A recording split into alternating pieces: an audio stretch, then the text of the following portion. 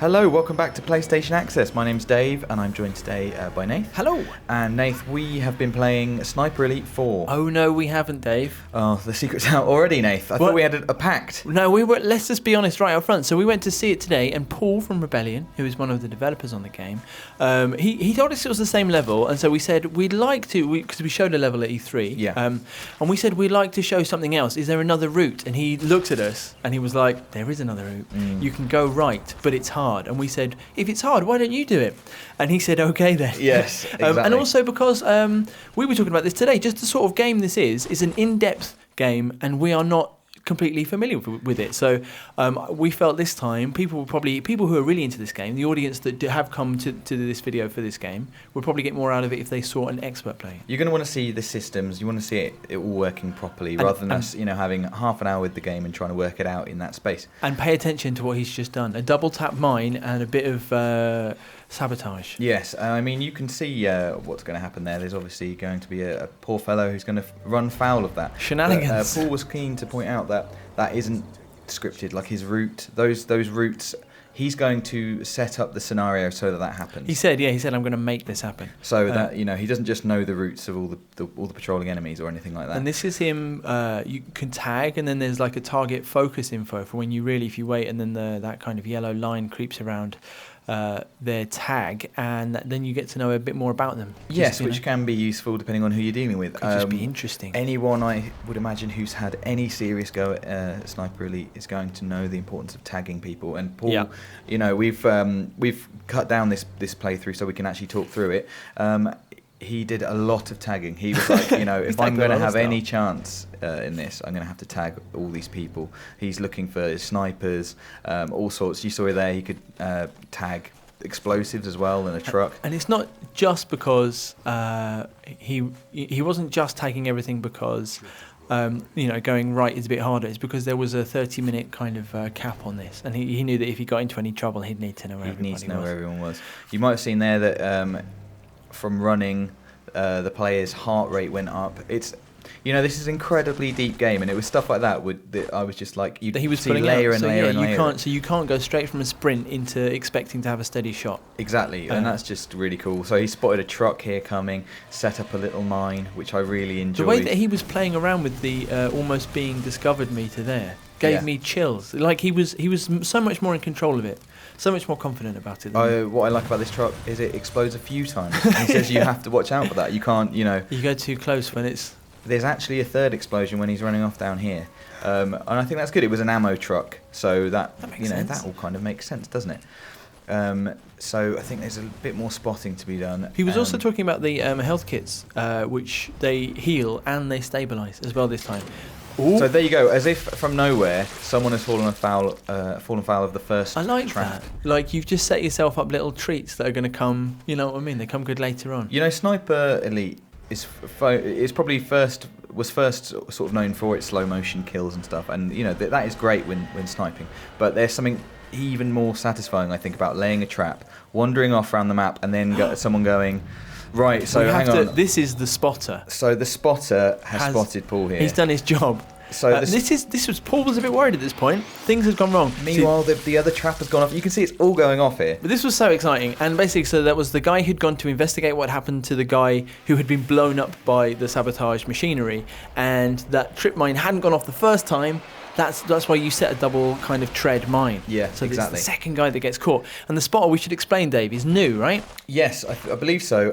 And so, most enemies have quite a sort of shallow vision cone, not too far. The spotter, like a sniper, is able to see, I think, 200 meters, something like that. Right, yeah. So he isn't armed, but when he sees you, you are spotted. He alerts everyone, and he sort of ruined special this thing. gameplay, this playthrough. He did. You know what I mean? I still got loads out of it, but he met, like, in terms of the difficulty spike, he messed this up. Yeah, he did, and he can fire a flare, which then alerts people to where you are, and also artillery. So off-map artillery hits that spot. Now we've just seen Paul lay a trap which didn't go off. Like the guy walked slightly past it, but then gets the second guy. He got him here with both the mine and the grenade at the same time. It's just so pleasing. We were talking about how nice the shrapnel slow motion disintegrating bone effect is. I think it's absolutely fantastic. Yeah, it's incredibly satisfying. It was, what was great was we sat with Paul whilst he was playing Sniper Elite 4, and I just had a really good time. It was like a sort of a good, it was like there's this intense sort of stealth element to it, and setting everything up is something I really enjoy. Really pleasing, marking everyone, and then when it goes wrong, or sometimes went wrong because Paul wanted it to. He wanted to make a diversion or something. There's so many options for how you deal with it. And it was good seeing someone who is an expert at the game getting out of trouble, because they did it in a way which was so much more assured than I've ever done it. Here he was talking to us about how you can chain your tripwires to give yourself a wider trap. Yeah, so he set that tripwire, then went back and diffused like one end of it so that he could kind of extend it. So now it's like 2 tripwires chained together basically to give him that extra area of trip. Of coverage. And this was so down at the bottom of this hill is the kind of the valley that he wants to pass through in order to get to the target, which is that big bridge. And so these are all the people that he knew he would have to try and tag and then take out slowly. That red outline is obviously where these guys think you are. Oh dear. And that's the end of that man, thanks to the stretched out trip mine. That's just so satisfying, isn't it? Setting the traps and then just getting the slow motion replay of that happening. So I don't know how many times. I don't know if you've edited them out in this version, Dave. But that spotter, it's worth mentioning. He was really we were trying to spot him back, and it was really difficult to pinpoint exactly where he was. So he actually pops up a number of times. Yeah, so that he was sort of one of the few people that Paul actually missed when he was trying to spot everybody, unfortunately. So he was elusive and did get us a few times. This is just a really, really lovely moment in the game that I just wanted everyone to enjoy. It's shrapnel to his special place there.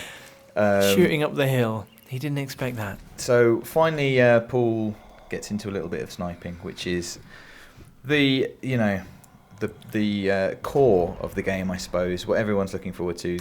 The original, he starts off with a lovely headshot, and that hat coming off. We've been talking about that hat all day. I love that.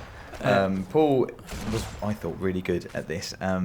Just doing some, I don't know what you call it, not no-scoping, he's using the scope, got an intestine free shot there. Shooting, and he's adjusted for range there so that he knows he can aim through the crosshairs. There's a meter, there's a little kind of gauge at the top, isn't there, which helps you to adjust for the distance.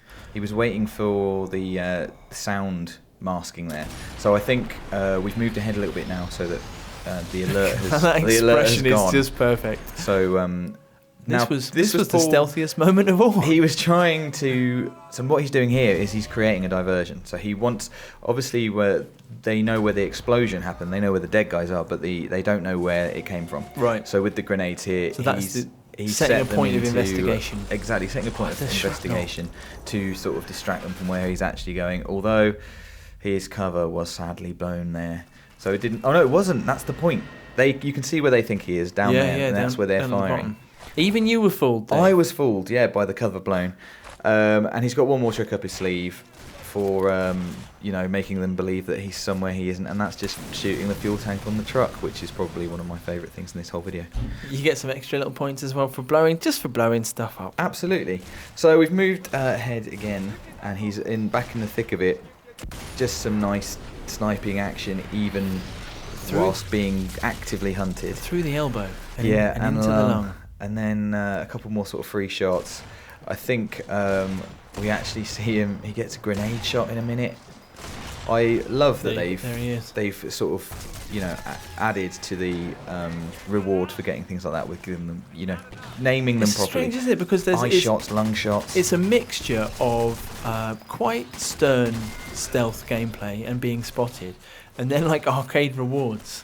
Yeah, that's what I was. Pop up. That's what I was trying to sort of get across. It was really, really fun. It was quite tense and like the stealth elements, setting it all up, and then it would go wrong, and we'd just have like a really good laugh, with like some games. Dealing with it. Some games are just really good to watch, aren't they? Obviously, like watching games is more and more of a thing these days. And there's just like a hard to appreciate if you only play it on a kind of casual level. There's a really hard to appreciate depth to this. Yeah, and Paul actually described it as a game that flip flops from sort of stealth to action, and I think it really does. I think if you're really, really good, you can definitely play this entirely as a stealth game, I'm sure. But maybe if you're not as good, or if you just enjoy, just playing out the scenario, whatever happens, it's got as much there for an action game. Well, for me, the what I really took away from this was that even good players mess up, and 100% stealth is possible, but not necessarily essential, and that it's how you get yourself out of those loud situations, like this. Yeah, definitely. That's a particularly horrible replay, isn't it? That or bit of information. A little bit of information. It was the jiggling inside the skull that really makes that shot. What I know is that he sort of says, "Hey," before he puts the knife in. Hey, and just to add insult to injury, Paul's decided to booby trap the body, which I think is a little sort of tragic story, all played out there. Have you seen Steve? His mate wanders over. Steve's become a weapon, and the horrible thing, it'll be someone who cares about him who comes to look as well. There he is. Look, Mike. Oh, Mike. Mike. I don't think you're walking away from that. Someone's got to send a letter to Mrs. Mike. But Paul's ranked up, so what matters the most. So we should say that we didn't, because of the 30-minute demo limit that there was on this, because we saw it at a show, and because we made Paul go the hard route. We don't get to the end here, but we get very close. So basically, this bridge just needed some exploding right in the middle, man. That is a good right shot. In the middle of the head. You've got to be pleased with that. We didn't quite get to the end, but we didn't really mind, because it was all in the end, Dave. It was all about the journey. We had genuinely had loads of fun getting there. And if you do want to see how the mission can play out in the other direction, we have got that video that you and I. If you want to see two sort of hapless men flailing at this game, but actually blowing up the bridge, then go ahead and see flailing and failing. Then that does exist. But as Nath says, unfortunately there was a half-hour cap on the game, and he didn't quite make it. But I think he had a very good effort. There's still some great action. He's sped up here because this is where he's realised that we're low on time, and he's gone all out. Bosh, that was nice. That's what I mean. There's all kinds of little things like that if you know where they are, and you can react to them as you're in the game already. There was a big sort of container of cargo that was hanging off a building, and which could have been shot down earlier, but no one came underneath it to make use of it. I think there's going to be lots of moments in the game that the developers have put in there that little you can points of interaction. If you know what you're doing, you can make situations happen to your advantage. I love that he set up all the traps, and just on the off chance that they might get used. Last thing to talk about here is just shooting through the wood. Yeah, I do that all the time. Which this guy on the other side, he should have thought about that after the first set of bullets, shouldn't he? And unfortunately, that's where the game ended for us. But it doesn't have to for you, because you can, like I said, go in and check out. Thanks very much.